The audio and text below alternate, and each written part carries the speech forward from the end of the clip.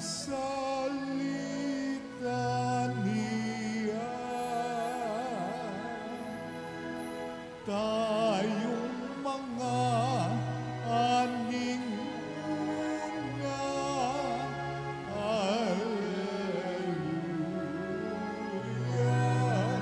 hallelujah.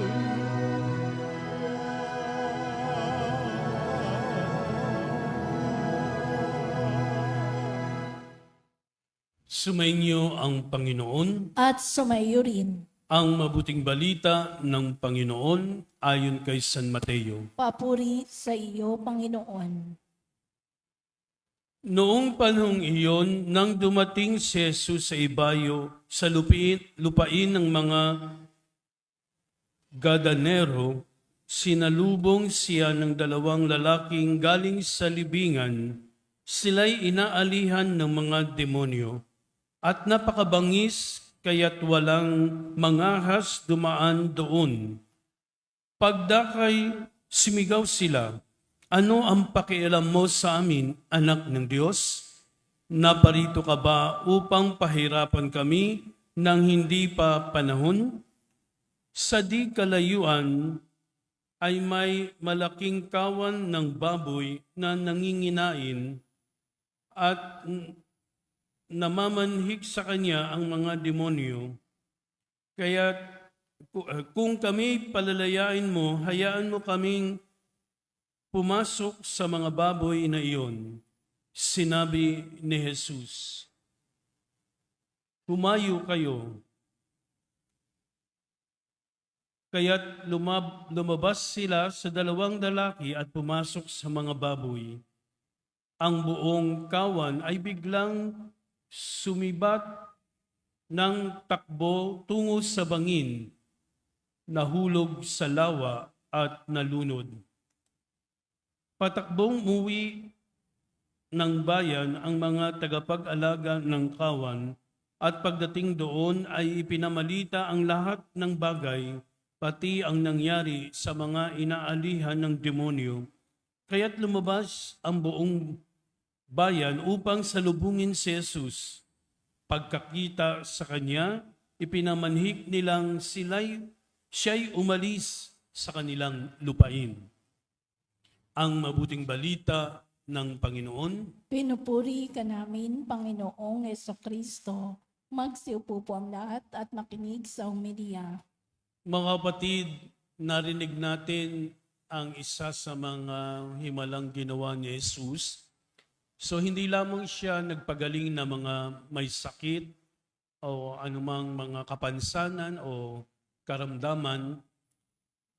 Siya rin ay nagpaalis ng demonyo doon sa dalawang lalaki katulad ng nabanggit sa ating ebanghelyo.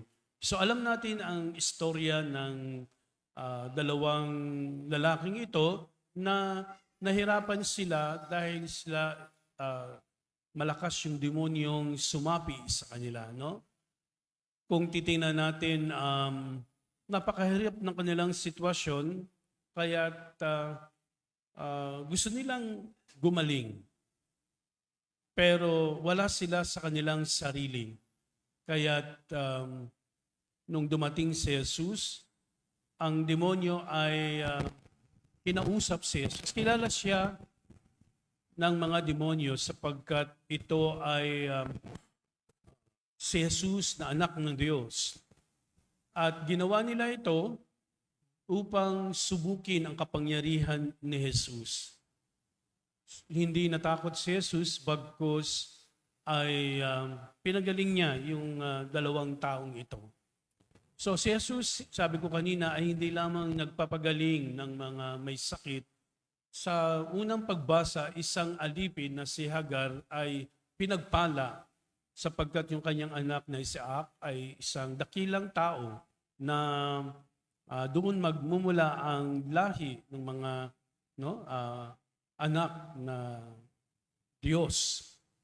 So, ibig sabihin, umaasa tayo na anuman ang problemang meron tayo ay pagpapalain tayo ng Diyos. Ang kailangan lamang ay tumawag tayo sa Kanya na kung ano ba yung ating hinihingi, taimtim nating idalangin ito, tulad ng dalawang inaalihan ng demonyo, siguradong nahihirapan sila sa kanilang sitwasyon at nung marahil hindi man nabanggit sa ating ebanghelyo pagkatapos na paalisin ni Jesus ang mga demonyo ay sila ay namuhay ng mapayapa, namuhay ng masaya sapagkat sila ay nakawala doon sa kapangyarihan ng demonyo, kundi naroon na sila sa kapangyarihan ng Diyos. Sabi nga, kung tayo na sa kapangyarihan ng Diyos, kilala natin si Jesus sa buhay natin, kung sino ba siya, ay marami pang pagpapala ang matatanggap natin kasi marunong tayong tumanaw ng loob, no? Utang na loob sa Diyos sapagkat kung di sa Diyos, wala tayong magagawa sa buhay na ito. Kundi kailangan natin ng Diyos para magawa natin yung mga bagay-bagay. Yung lakas na kailangan natin sa buhay ay manggagaling sa Diyos. Magtiwala lamang tayo tulad ng dalawang tao na inaalihan ng demonyo na palayas sa kanila yung demonyo na inaasam nilang maalis sa kanila. So kahit na sabihing matagal na panahon, sila ay umasa na papagaling sila ni Jesus. Sana tayo rin umasa tayo na kahit matagal pa, maghintay lamang tayo at tayo ay bibiyayaan at pagpapalain ng Diyos sa buhay natin. Sa ngalan ng Ama, ng Anak at ng Espiritu Santo.